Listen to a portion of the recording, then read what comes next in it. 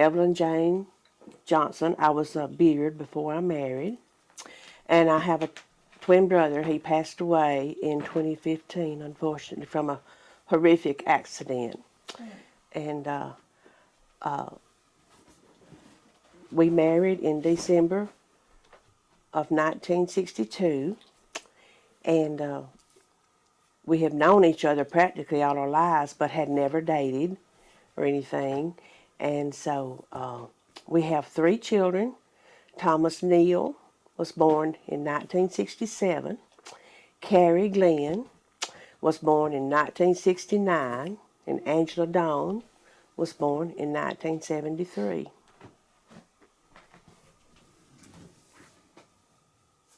What were your parents' names? My parents' name was Eva and Everett Beard. My mother's maiden name was McCoy. My mother and Daddy had both been married before they married each other. They both had children by their first marriages, and then they had us, me and my twin, and we have a younger brother. So I always tell everybody that I'm a product of mine, yours, and ours. And my mother's first husband was killed. He was hit by a train when he was going after a doctor for her to have a baby. This was in January of 1937, and he lived till Valentine's Day of that year.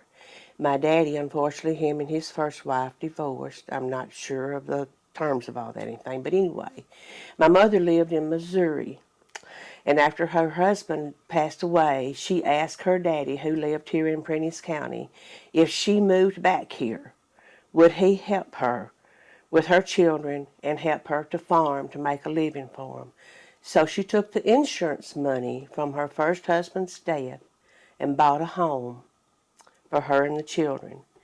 And then later she met my daddy and they married and had us 3 kids.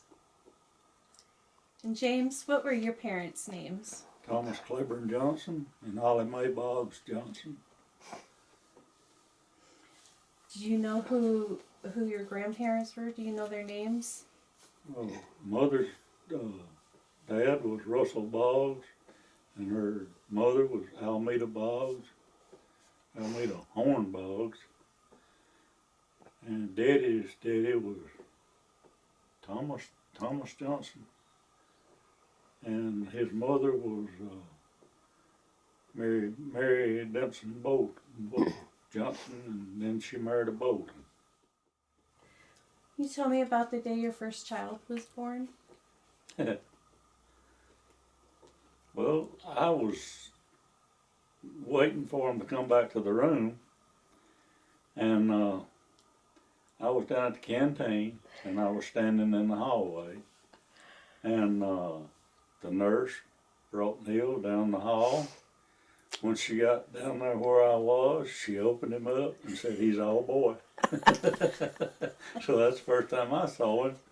And then it was the next day before Johnny got to see him. I had to have a cesarean. The baby was big and I wasn't built right, they said. Anyway, I had to have the cesarean, and I don't know if I just was out of it so much I couldn't see him that first day, but I didn't get to see him till the next day. And when they brought him in to me, the first thing they showed me, they turned him over and showed me his back. He had a birthmark on his back. And that's the first thing the nurses showed me when they brought him to me. And he weighed 9 pounds and 4 ounces, and some of the people that worked there, when they would come in, they would talk about how big he was. And one little nurse particular, she come in and she's talking about how much she loved her baby. She said, "He's got a wrinkle here, and he's got a wrinkle here, and he's got a wrinkle here." It was cute the way they did.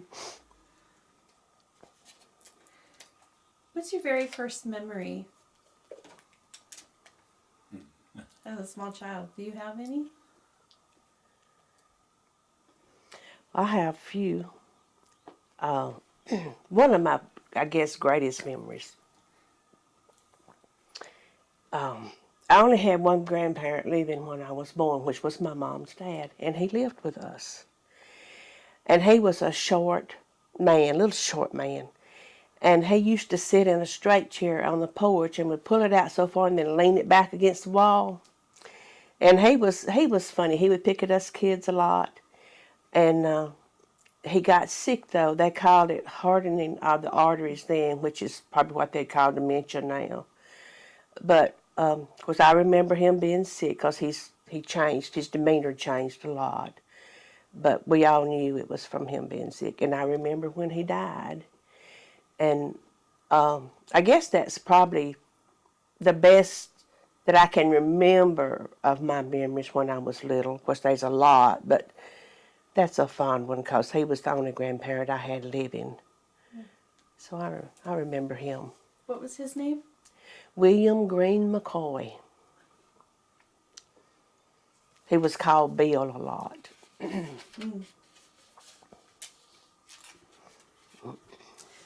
Do you remember what your first job was? Working in the field. Field? Yes. And chores at home. One of my chores as I got older was to fix supper at night. Most of the time my mother would have something cooked. All I had to do was warm it up. But I learned how to cook on a wood stove. I remember when we got electricity. We didn't have electricity when I was born. So I remember when we got electricity. But my mother and my twin brother would go to the barn and milk the cows. So my chore was to have supper ready when they got back from the barn. So when we finally got electricity and finally got able to get an electric stove, my mama wouldn't let me cook on it for a long time.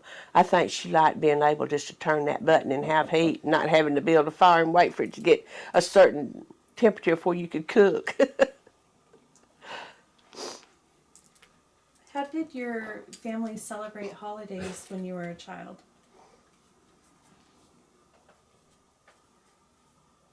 With me? Either one. Well, I answered the last one. I don't know. All of the kids would come in and we'd have a big dinner and just enjoy each other. That's what we did too. We always eat. Tell me about your wedding day. That's I been a don't long remember time. much about it. It's been so long. Well, they say that the groom's not supposed to see the bride, but he saw me on that day because we had an apartment rented in town, so we had to carry our belongings out, and get them put up. So we did that the day before we got married that night. And then we went to the preacher's house. He used to preach at our church a long time ago, so we went to his house to get married, and he married us in their den. And his wife made pictures of us, that one up there. And it was so funny, after he got through with the ceremony, one of his daughters come in and just bawled him out. She said, "You married them in this den? I cleaned up the living room for you to marry them in." So the preacher got bawled out on our wedding night. It was fun. Were there any other historical events that happened that you can recall? Or I had a brother that was in the Korean War, a half-brother who was by my mom's first husband. He was in the Korean War, and he was hurt in an accident, vehicle accident over there. And when they came to tell my mother that he had been in an accident, they didn't know if he was dead or alive. And it was a sad time. I'm sorry. And I can still see all of that in my mind. And now that our granddaughter has been deployed, it just plays heavy on my mind. It was really a rough time. We were poor and, had no money to do anything with. But my daddy was so sweet to my mama during that time. It was just really hard. We wasn't poor, we just like everyone else. And I remember, and I remember the day my brother came home after all that. I remember that. Let's talk about something happy. Can you tell me some of the places you visited that made you happiest? Oh, wow. We love the mountains. Yeah. Yeah. We've never done a lot of traveling. We've not. He's been out of the States because he went to Korea when he was in the Army, but it don't take a lot to make us happy as far as going anywhere. We just, She likes the beach too. yeah, I do. I love the beach, and he don't, but Me I too. do like the beach. Maybe someday we'll get to go back and walk on the beach. When you were teenagers, what did you do for fun? Did you have a favorite hangout or On anything? Saturday night, we go to town, just ride around and around and around. That's just about what you did. And they were a drive-in that we all hung out at. That's where I picked her up. That don't sound good. So that's where Well, in Boonville, there used to be 3 movie theaters and a drive-in movie theater, and they were all busy on weekends. And we watched movies in all the theaters, I'm sure, at one time or another. And the drive-in theater was a big hit, but there was a place, it was called Red's Drive-In. It was a restaurant type thing, but you could drive around it and you could park, and they had car hops. You know, they would come out and take your order and that kind of stuff. And that was a hangout place for a lot of kids then. And it was just something like that. That's all there was to do. You know, we didn't have bowling alleys and things like that in our day when we were teenagers. So that's. And people did spend a lot of time just driving around and around in town. When did you learn how to drive? I was 15, I guess. I was already out of high school before I learned how to drive because we didn't have a car. Well, we didn't either. And a guy I was dating started out teaching me how to drive, and that fell through. We broke up. So I guess Wayne. I don't know who finished me up. But one of our neighbors carried me to get my driver's license, and it wound up him and his wife babysat our kids when we had our children. So. And James, you served in the military? Do what? You served in the military? Yeah. 3 How- years. 3 years? July 59 to July 62. And took basic at Fort Knox, Kentucky. Then I went to Fort Gordon, Georgia, and took 8 weeks schooling. And then they put me in a permanent outfit down there. And I stayed there almost 2 years. And one afternoon at the formation, first sergeant started calling names. He called out 4 names and said, "You're on orders for Korea." So that knocked her feet out from under us because I only had about 6 months left in service whenever I got the orders.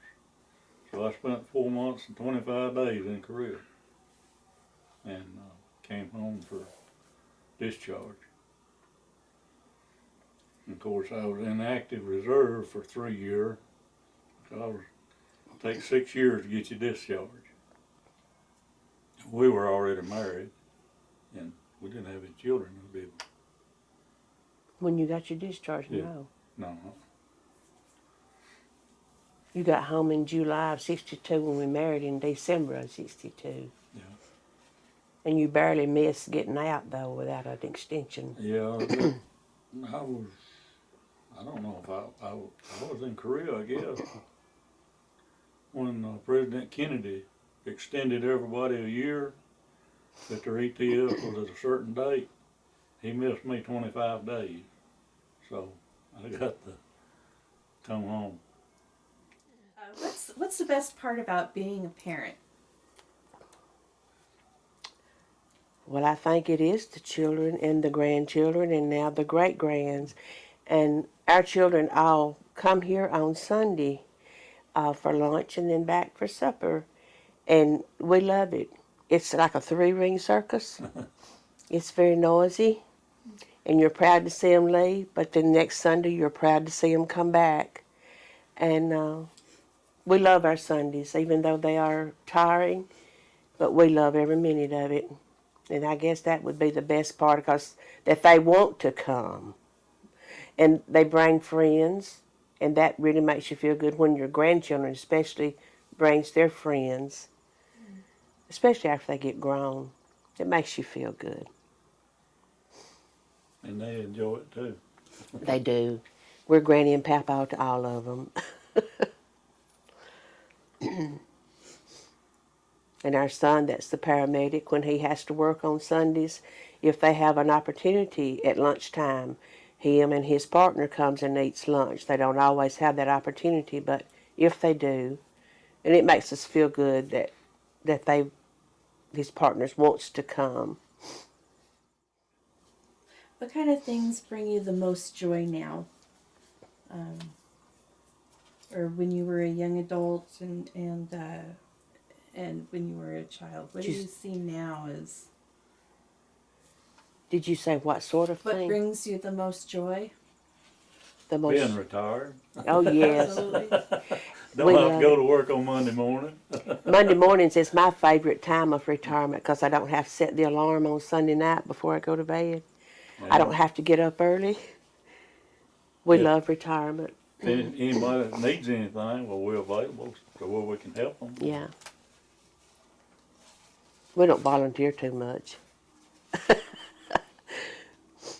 Do you have any hobbies or special interests? I have a woodworking shop that I build stuff in. That's about the only hobby I have. And he dearly loves it, and he enjoys every minute of it. And I think he feels better when he goes down there and hangs out for a while. And our son, the paramedic, who is in the shop now working, he says it's therapy for him. He loves the woodwork, He's building rocking chairs now. and he loves it. I don't exactly have a hobby. Reading. Well, I love to read. I don't know if you'd call it a hobby or not, but I love to read. So, looking back on life and aging, what do you remember about your early adulthood, say in your 20s and 30s, that stand out most to you?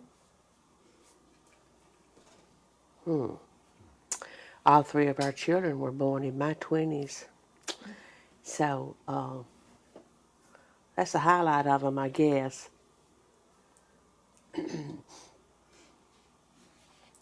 Some ages we don't look forward to. I don't look forward to 50.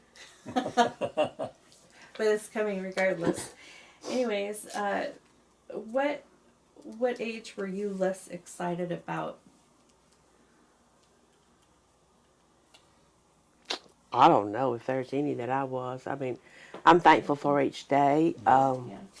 So many people don't make it to our age. So many people die of young age, some from sickness, but some from accidents, some from war.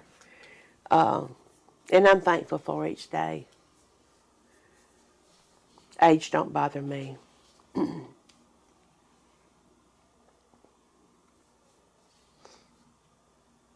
I'm just glad I get another year every year. How do you think a person should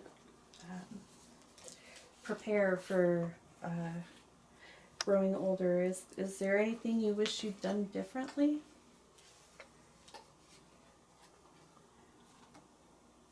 Not really. I mean, I don't. The only thing that would really come to mind would be save every penny that you can. When you think you need this, you just gotta have it and all that. You don't always just have to. we're not rich by no means, but we're able to live from day to day. And if I had it to live over, I would be a little bit more saving, I think. But I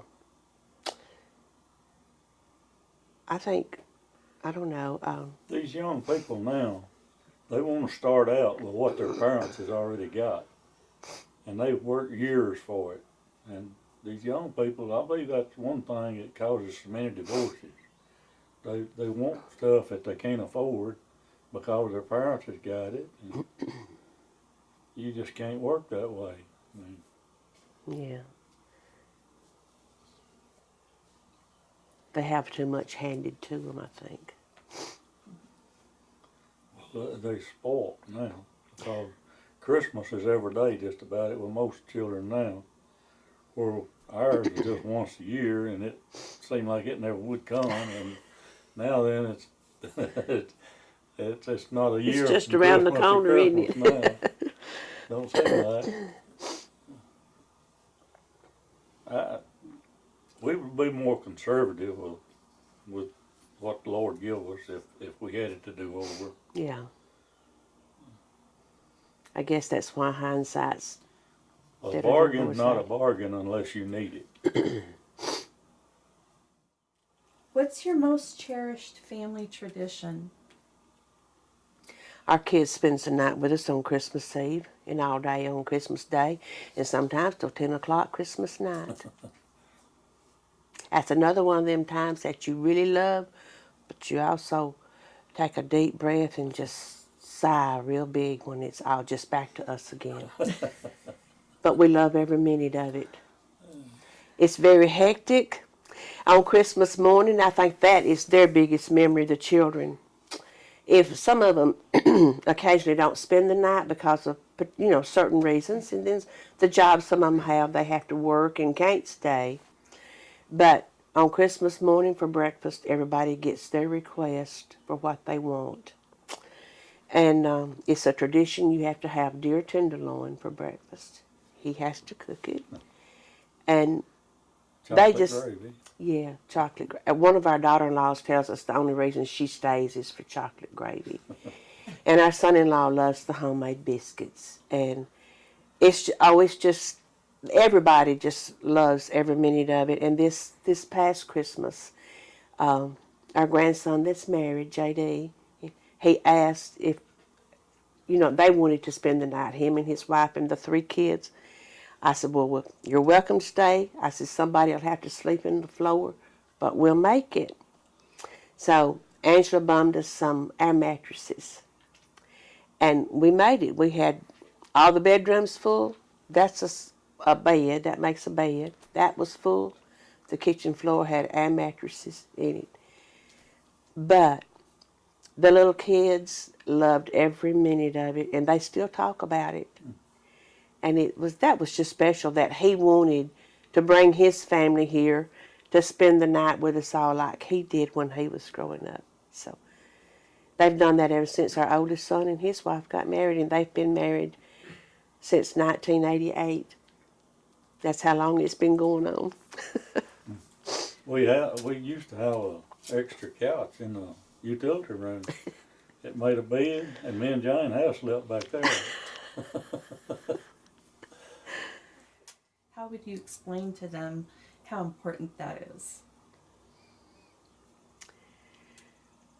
I don't know if I know exactly how to answer that, but the fact that I just told about JD wanting his family to spend the night, because he told me, he told Brittany how we used to do, how he used to stay here and on, and he asked her would she be into doing that. And he knew the situation. He knew it was going to be a crowded deal because he knew what it had been all these years. And the fact that she was willing and wanted to really touched us. To know that it had meant that much to him.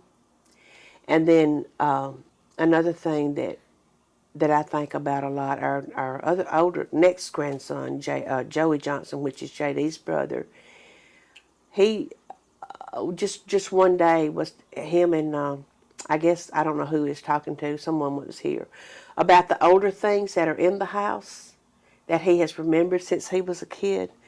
And he mentioned things in here that he remembers and talked about how old they were. And the fact that they notice these things and remember them and tell friends about it, I think is important. That, you know, and they pay more attention to things than you really realize at times. And some kids you can reach and some you can't. But then Angela's children, Katie, Beth, and Jonathan, they notice things like that too. And they call it traditions sometimes, but you don't really think sometimes that you're getting through to them. But then when they say things out of the blue, just like what I mentioned with Joey, it makes you stop and think, well, maybe we're doing more good than we think we are. I think something like this is going to be beneficial to young people now because they can see you don't have to have everything to start off with. You have to work for what you get. Mm-hmm.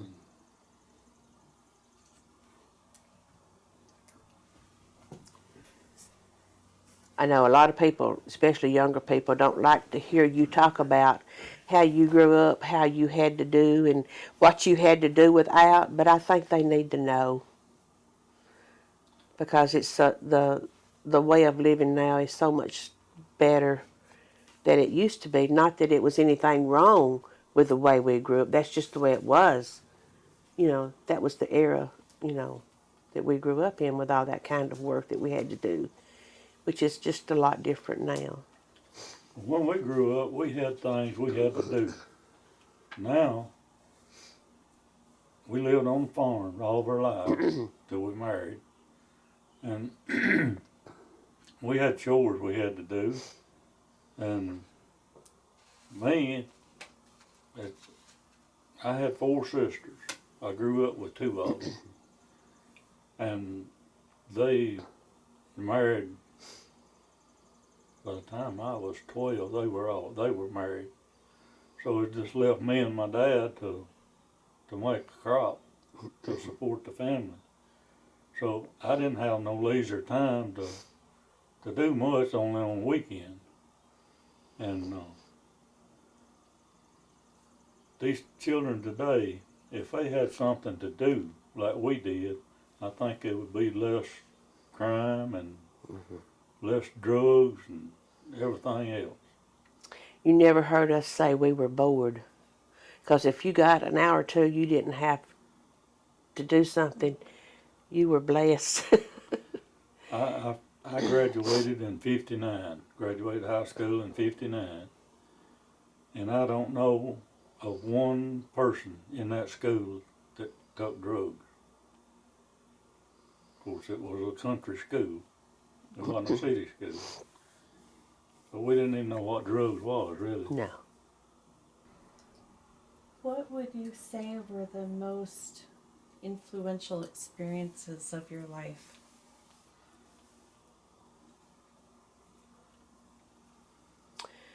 For me, I guess it would be the way I was raised.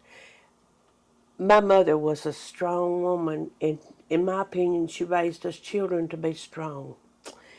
As I mentioned earlier about the death of her first husband and her moving back here with those children. They had 7 children. 1 died in infancy, so she had 6 children to raise without a husband.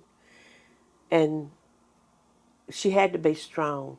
She worked in the field just like a man would, plus making most of their clothes and growing vegetables for them to eat and things of that nature.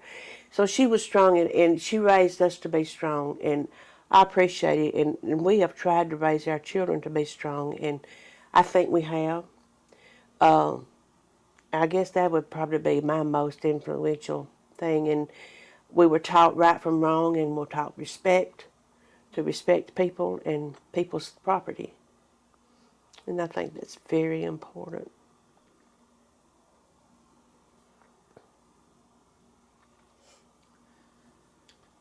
When we did something wrong, we wasn't hollered at either. We were disciplined.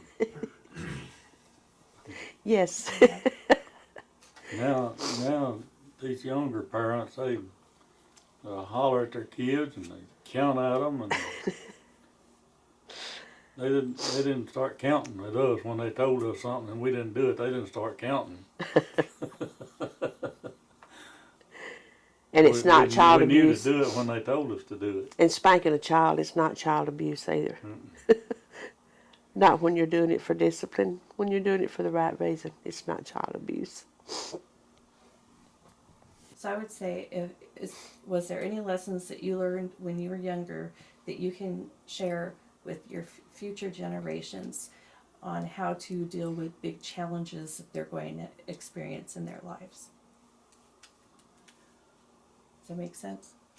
Well, the first thing that comes to my mind, which is today you don't see a lot of this with younger people, but when older people are talking about life's experiences, listen to what they're saying. Don't tune them out because they're old people. Listen to and learn from what they have to say. Even though to them it may sound boring at the time, there are lessons to be learned in it. And then when they give you advice, the younger generation, us older people giving them advice, respect us enough to listen and put it somewhere back in your mind, because someday it's going to come forefront and you're going to wish you had paid more attention. I think that's the younger generation today. They're not taught respect like we were, and they don't listen to when people are trying to give them advice. They think they know more than you, and sometimes they may on some subjects. But life learned lessons that older people are trying to get across, I really think the younger generation should listen, because it may not hit them at the moment, but someday it will down the line. Well, our children today will tell you that the older they get, the smarter they know we were. Yeah. And we made mistakes ourselves, because of the same, like I'm talking, But I think the generation this day and time is more lax on things like that than what it was when we grew up. There's too many things out in the world for them to get involved in, too many things that puts too much negative stuff in their mind, and we didn't have all of that when we grew up. Well, the morals today is not what they were when we grew up. So, No. Do you have a philosophy of life, or the best advice you can give for living? If a young person came to you asking what the most important thing for living a good life is, what would you say to them? Always put God first. Have Him in your life. Always put Him first. And then if you do that, you put Him first, and then you trust in Him, your life's going to be a lot more easy. It won't be perfect, but it'll be easier, and you'll be blessed beyond measure. I don't know how we would have made it without the Lord's help. I mean, we were living in a one-bedroom house with 3 children, and we were trying to build a house, and we wasn't financially able, really. We could have paid for it, but really we wasn't financially able. And we prayed about it, and this house come available, and we just lived up the road here, and we got this house at a bargain, and it wasn't nothing but the Lord's doing. Yeah, we were blessed. He should always come first. And I think the younger you accept the Lord and trust in Him, the better off you are. We were already married when I accepted the Lord. Not that I didn't go to church or nothing like that. We never had a car, and Mother and Daddy couldn't carry us to church. But I know 2 years I was in walking distance of the church, so I went to church every time the door was open, really, because there were a lot of teenagers there. And but I never accepted him until after we married. And I'd have been better off if I had. Hmm. And she's a lifesaver, really. She was going to church. And when we married, I went to church with her. And then I accepted the Lord. And we've been to church every Sunday that I know of that we were at home and wasn't sick since then.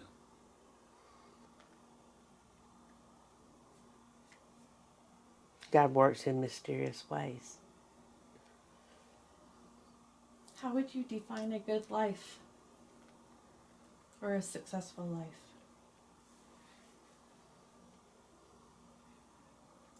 Well, for married couples, I'd say love one another, work things out, don't let it stew. And as we have already mentioned, put God first in your life, attend church, raise your children in church. As the Bible says, when they're old, they will not depart from it. And that's true because I have seen that work in lives before. For anything to work, you have to work at it and you have to do your part.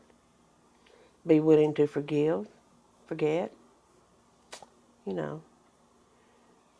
Marriages aren't easy. When you first marry, you've got a lot of adjusting to do to get used to one another. It don't happen overnight. It takes time, and it just if something happens you don't like, don't just throw up your hands and quit. Just go on.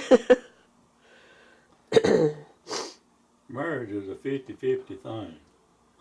You gotta give as well as receive. We're thankful that our children have all got good marriages, and that we're so blessed with that. That they do have, and they're strong in their marriages, and we're thankful for that. And we hope we've set a few examples for them along the way. So, what's your favorite meal that she cooks? Gosh, I don't know. Everything she cooks is good. I've got a wonderful cook. And all of our kids will vouch for it. But I don't really know. Okay. What was your favorite Christmas, and what happened? Well, they're all favorite, really, because we have all of our family here with us. I don't have a favorite, but when I was growing up, uh, as I mentioned, the older children from my mother, her oldest daughter was married and living in Louisville, Kentucky. And they came home just about every Christmas. And they would usually get in on Christmas Eve night, and they wouldn't get in till midnight or a little after. Well, we would all be in the bed asleep. So when they come in, of course, we all got up, and Santa Claus would have already come. There'd be our presents under the tree. So I remember that from a child. It was that way for many years when we was growing up. So that was, and another fond memory of Christmas time. We always had a live Christmas tree, and when school would let out for Christmas, me and my brothers would go to the woods and chop down a tree and bring it to the house, and our mother would help us get it set up, and then we'd decorate it. So that was a tradition that don't go on anymore. What's your favorite memory of your mother? Oh my, I don't know. Favorite memory of my mother? Don't know. I just remember how strong she was. But she had some quite a few health issues, and she went through a lot of surgeries. And she always gave God the credit for anything, any and everything. He always got credit. I don't know if I have a favorite memory. I don't know one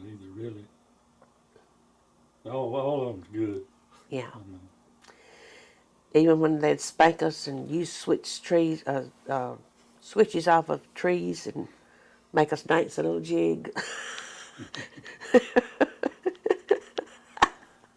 My mother It's a wasn't southern bad. thing. Wasn't bad to whoop me. She'd always wait and let Daddy do it. Oh, I loved it when Daddy whipped me. He didn't hurt. My daddy wore a felt hat. He'd take that hat off his head and he'd roll it up, try to whip us with it. Well, it wouldn't be that long. You know, you couldn't hurt nobody with that old felt hat. So I'd a lot rather my daddy get me than my mama.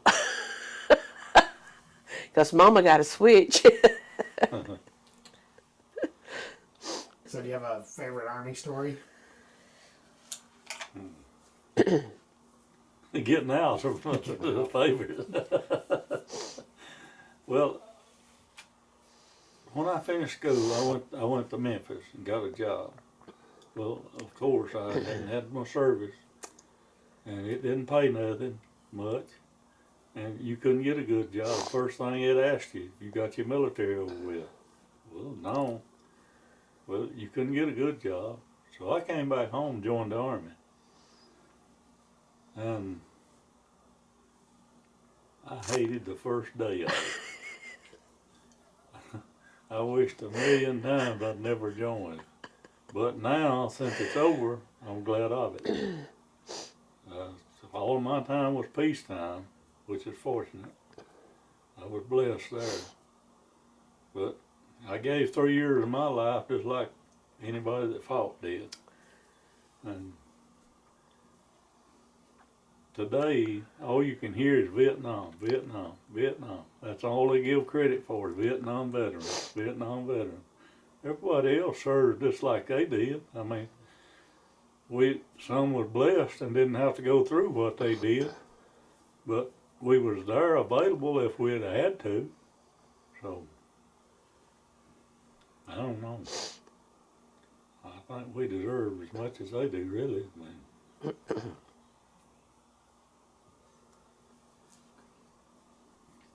I'll never forget the day that I got my discharge out of the mailbox, so. So what was your guys' first date like? Oh, That's when he said he picked me up. that wasn't really a date, really. No, well, but that was the first time we was out. Yeah. Her and her girlfriend was out there in town, riding around. They was parked at Red Drive-In. And me and my friend was riding around out there, and we drove in and saw them, and we asked them if they wanted to ride with us, and they did. So that was the first time we were together, and I asked her for a date. So 3 months we were married. That was in September, and we married in December. We had known each other practically all of our lives because we'd gone to school together, but never had dated or even thought about it, you know. He come home from the military looking for a wife. That's what he done. I was ready to settle down myself. All the ones I'd finished school with was already married or gone. So I had to take someone 5 years younger than me.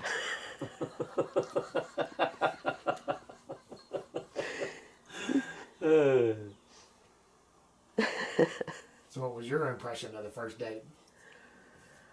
Well, the first time he come and asked me for a date, I wouldn't go out with him. I wouldn't. But then I changed my mind and did. So we just had fun that night. That was just what a lot of people did. You just rode around and around and around. And you just laughed and had fun and just, saw friends and talked to them. It must have impressed me because I went out with him again. So what was it like in the mornings for you guys when you were growing up, if you didn't have electricity and water and that kind of stuff? Well, it was just like it would have been had you have had it, I guess, because that was just our way of life. You had your routine you went through, I know at home when I got up of a morning, my mother would have breakfast ready for us. And it was my job to clean up the kitchen after breakfast. And, it was my job to draw the water from the well and bring it to the house, that kind of stuff. And if you didn't have a brighter light than a coal oil lamp, you didn't miss it because you didn't know what it was. And it was just the way it was. That was just how times were when we grew up. If you didn't have it, you didn't miss it. And then when you did get it, wow, how bright. Yeah.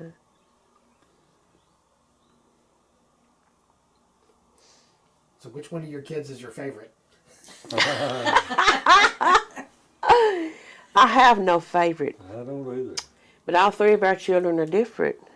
You love them all, but you love, it may not make sense to say in a different way, but they all have different characters, and you can't be the same with with all of them. You have to be different with them because they're different. They have their own distinct way, and I think all kids are that way. So So what was your first car? Mine was a 51 Plymouth, I think, two-door hardtop. was mine a 55 or 56 Ford? 56, I think. 56 Ford Crown Victoria. Crown Victoria, pink and white. It was sharp. It was cool.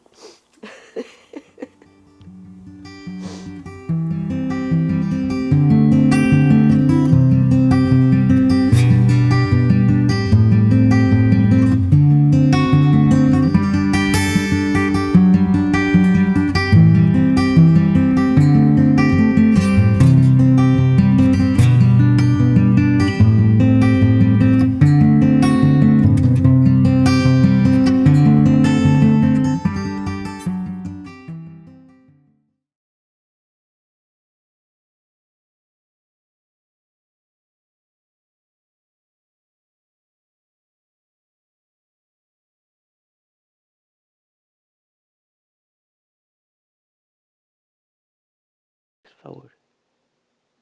56, I think. 56 Ford Crown Victoria. Crown Victoria, pink and white. It was sharp. It was cool.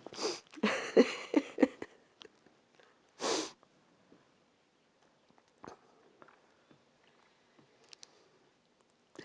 about noon.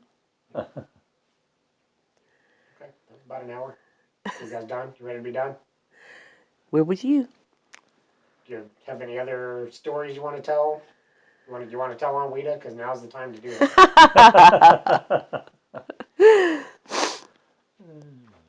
I don't think I want to tell on nobody. No. What are your siblings? What are their names? Oh my, there was 12 of us all together. You want me to go them all? Say them out. Well, as I said, my mother had 7 children by her first husband. Her second one died in infancy. So she had a daughter named Ann as the oldest, and then that one that died, he wasn't named. It was a little boy. He wasn't named when he died. She had a daughter named Irma. She had a son named Olin, a daughter named Dorothy, a daughter named Clytie, and a son named Billy, which is the one that her husband was going after the doctor for. And then my daddy, he had a boy and a girl. The son was named Leonard, the daughter Corrine. And Wayne and me, my twin and me, were born on her birthday. The day she was 22-year old, we made our entrance into the world. And then there was Wayne and me. He was born first, and then me. And then we have a younger brother named James Harold. Where's he at? He lives in Harvest, Alabama, which is just this side of Huntsville. And out of all of the children, my mother's youngest son, Billy, is the only one living out of that group of children. And both of Daddy's children have passed away. And then me and James Harold are the only 2 left of the others because of my twin's accident when he Billy passed. lives in Louisville, And Billy lives Kentucky. in Louisville, Kentucky. And what about you? Well, my oldest sister's Harlan, and then Weta, and then Willadine, and then Jaretta, and I'm the youngest. So it's Willadine, not Dean. Mhm. Okay. Yeah, her name. Oh, Yeah, you didn't know that? No, I didn't know that. Oh, Leistra Willadine is her name. Harlan Maxine, Weta Imogene, Jaretta May, no, Leicester would. Leistra Willadine, and Jaretta May, And then you and and there's then James there's a Thomas. significant time difference between you guys. And Huh? I'm named after my daddy and all of my grandpas. It's either James or Thomas in all of them's names. and TJ is it Thomas John? Uncle Tom, Thomas John. So for my information, what's Weta's Vera? What's Vera's relation to you? She's my first cousin. Cousin. Okay. Right. I thought that you guys were brothers and sisters. Oh, her mother and my daddy was brother and sisters. Okay.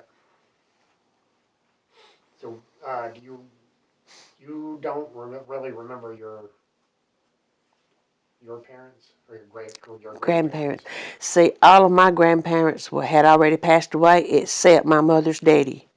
He was still living when we were born, and he died. I don't remember if I was 4 or 5, but I was really, really small when he died. So he's the only grandparent that I have any memory of. What specifically do you remember about him?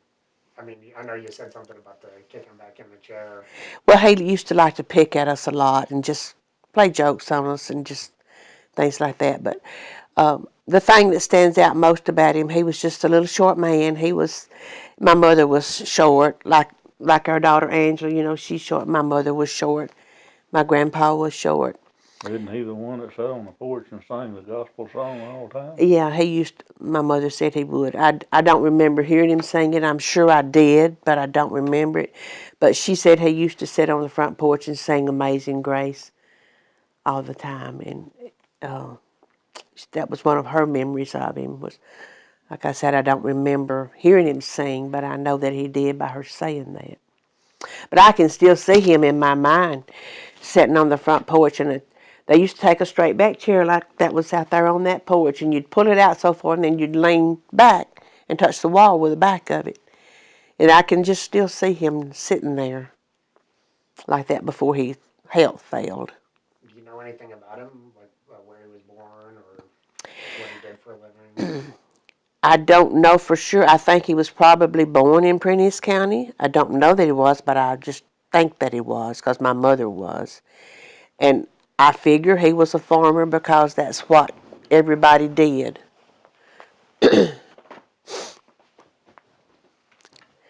But I wish I had memories of my grandmothers because I've heard so much about them. And I thought my grandmothers had the prettiest names. My mother's name was Annie Elizabeth, and my daddy's mother's name was Nancy Caroline. And I just think those names are pretty. And when Angela had Katie Beth, her name is Caitlin Elizabeth, and she didn't know at the time she picked it out that she was using my grandmother's name in it.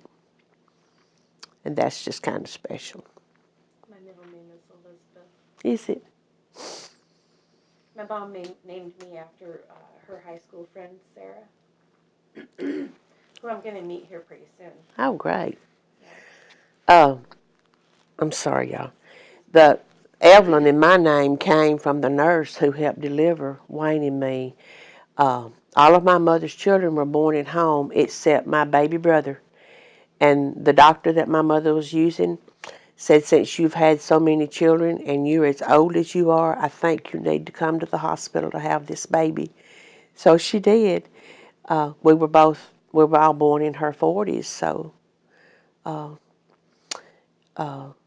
but Evelyn Sparks, she was a nurse, and she came to the house and helped deliver us, and that's where the Evelyn in my name came from. Was named after that nurse.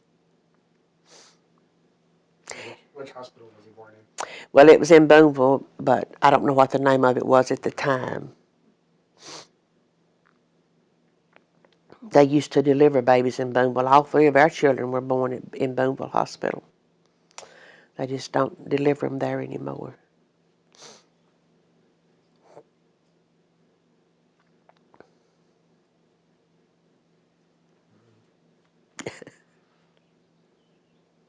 About it.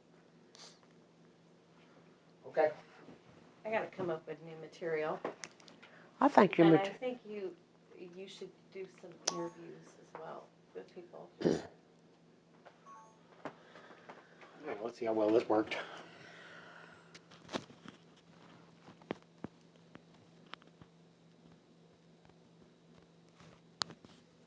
I don't see anything wrong with your material to be used for teaching these, about us and all. I think it's okay. I want, well, like I said, there's so many